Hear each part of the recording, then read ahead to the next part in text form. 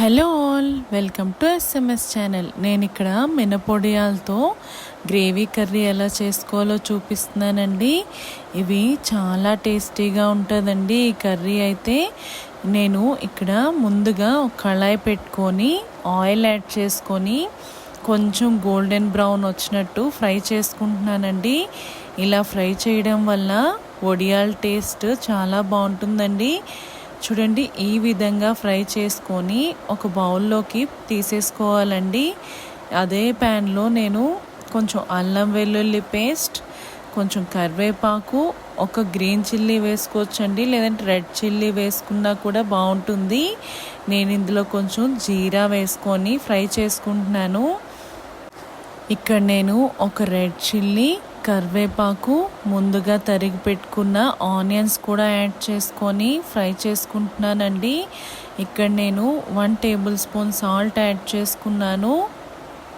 ఒకసారి కలుపుకొని 1/2 table spoon పసుపు కూడా యాడ్ చేసుకొని ఒకసారి బాగా మిక్స్ చేసుకోవాలండి.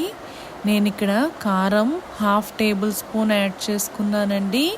అలా వేసుకొని ఒకసారి బాగా కలుపుకొని ఫ్రై చేసుకోవాలండి.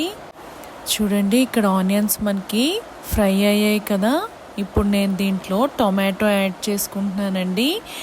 పెద్దదైతే ఒకటి సరిపోతుందండి, చిన్నదైతే 2 యాడ్ చేసుకోవాలి.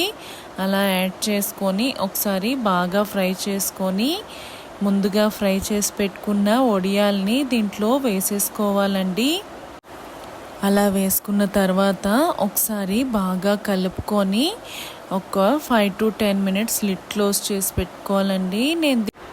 దీంట్లో నేను 1/2 గ్లాస్ వాటర్ యాడ్ చేసుకున్నానండి.